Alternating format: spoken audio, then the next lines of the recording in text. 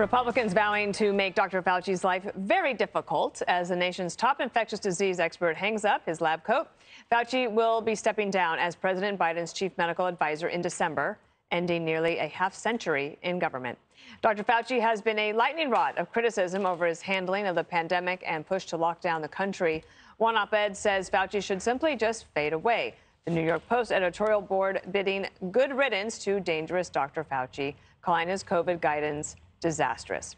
Fauci making the media rounds to defend himself from the onslaught. Watch here.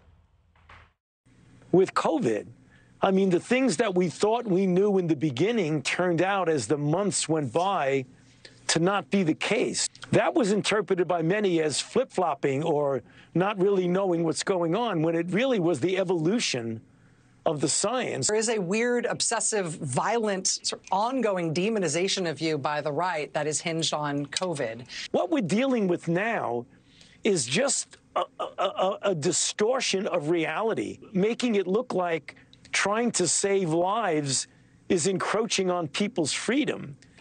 But while he might be done with his job, Congress is not done with him. Republicans vowing they will hold Fauci accountable if they win back control in November.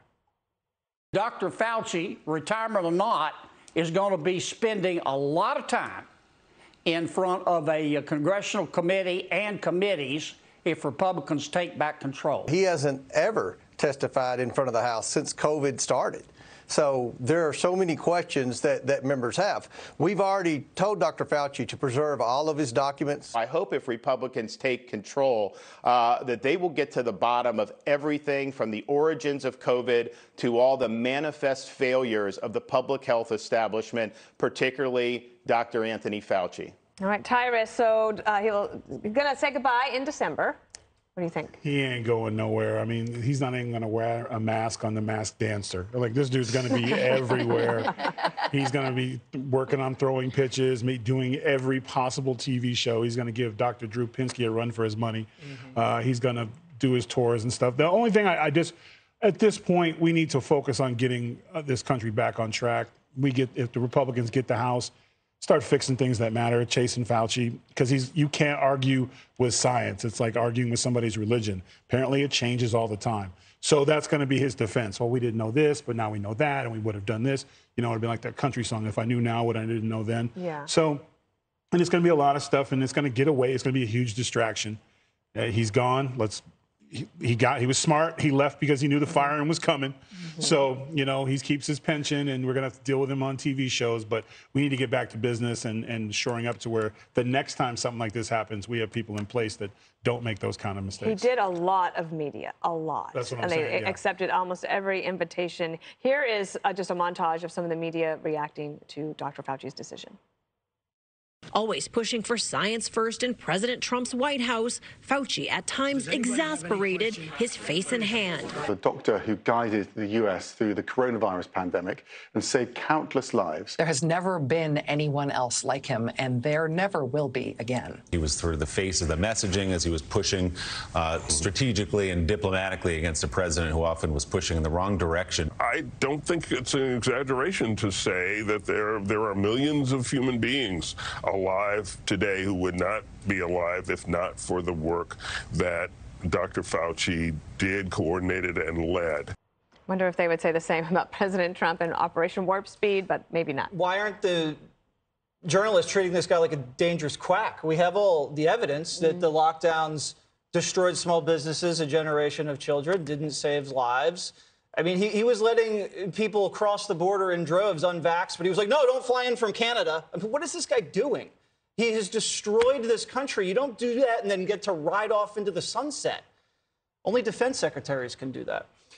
Right now, this guy has come out the day he announced he was retiring and went on the most liberal network in the country and did an interview with the most liberal host in the country and praised the president who COVID elected and says, I'm not really sure why people think I'm political. This is exactly why people think you're political. He needs to comply with every subpoena they slap him with. And if he doesn't, we should shackle him. And maybe we should raid his house and look for collusion with China, because those are the new rules, apparently. We're just playing by them. He says that he was just trying to save lives. Now, how many people in world history have just tried to save lives? I'm not going to make a dangerous analogy because I don't want to get caught doing that, but I had a friend. He had a hurt leg, and he goes to the doctor, and he says, Doc, my leg really hurts. The doctor says, okay, we're going to do some surgery. Puts him under, amputates his leg. The guy wakes up. He says, I can't walk anywhere. You took my leg off. And the doctor says, hey, I was just trying to save lives. That's Fauci. There are really dumb doctors that do dumb things and are bad at their job. It doesn't mean you have to kiss their butt on their farewell tour. Okay. Yeah, he also did Neil Cavuto earlier today. Let's play a little bit of that.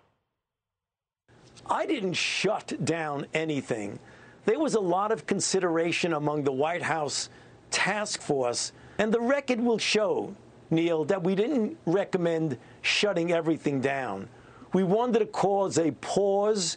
Were, and it's easy to be a Monday morning quarterback here, but that it went too far, that particularly for kids who couldn't go to school except remotely, that it's forever damaged them. I don't think it's forever irreparably damaged anyone, but I think obviously, and if you go back and people selectively, Neil, pull things out about me, I was also one of the people that said we've got to do everything we can to get the children back in school. Jessica, do you think that he is like looking at the long arc of history to get his legacy correct? I hope so. This is a man who's worked for 6 presidents and someone who, until a couple years ago, when I think the demonization of this health bureaucrat went completely haywire, the stuff that circulates on social media with him, the idea that I guess Republicans think it'll be a good midterm strategy to run on, all of the congressional hearings that they're going to have on Hunter Biden and Dr. Anthony Fauci when people are concerned about kitchen table issues and things like that. No, I welcome it. But when I think about Dr. Fauci, and I'm not saying that things were not mishandled, and Rachel Walensky has been doing the circuit as well, talking about what the CDC got wrong, I'll be thinking about 2014 when he publicly hugged Nina Pham, the Dallas-based nurse who contracted Ebola, the first person here. He personally treated her. That's something he's famous for throughout his career. Or what he did in the 1980s during the AIDS epidemic, when those people were demonized, treated as outcasts. He lobbied the government alongside of activists to make sure that more people with AIDS could get into clinical trials, and he saved countless lives there. So this move to always reduce something to the last minute in time and to forget decades of service for this man, I think is a huge injustice. And again, it does not mean that I think that things were perfect, but it's a wildly unfair read of this man's career. And I think it's an awful and painful end to someone who has given this country that many decades of service. His career does end on COVID. But it was Nixon was a great president until that whole Watergate thing. Right. Is that really what you're doing? It was the biggest test. Go ahead, Rachel. It was the biggest test, and I would argue with you that COVID is a kitchen table issue. We're still feeling the effects of it. And by the way, it wasn't just the doctor in America. He had international, for all the reasons you said, he had international power and fame. 100 million people are now in poverty because of the lockdowns that he was behind.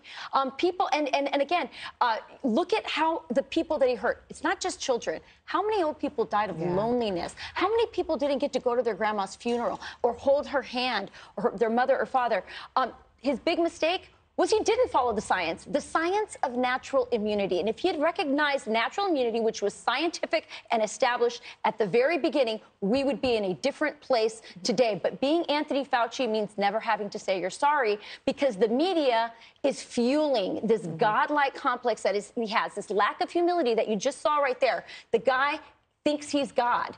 He's like an authoritarian monster, and he led our country on a Chinese-style approach instead of an American style where we look at science, we consider all these great scientists that we have in our country, including the ones who signed the Barrington Declaration. He tried to shut them down, shame them, censor them. That's not American. That's Chinese. And he has to be very honest. The comparison to China is ludicrous. When you were locked in your house and they left a piece of old fish outside of your door because they wouldn't let you out. Come on. The Chinese keep people in concentration camps, Rachel. He was an apologist for the Chinese and was very non-transparent with the lab and the origins. And we all need to look at, and by the way, the last thing I want to say is the reason we need these hearings, and it's smart for the Republicans politically, but more importantly, it's important for the country.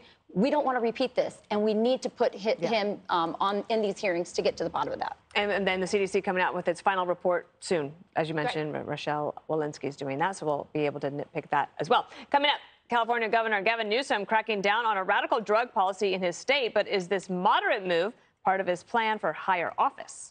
Hi, everyone. I'm Brian Kilmeade. I want you to do me a favor. I want you to click to subscribe to the Fox News YouTube page. This is the only way that I know for sure that you're not going to miss any great commentary, any great news bites, any great interviews coming your way on Fox. You can get it all here on YouTube. So subscribe right now.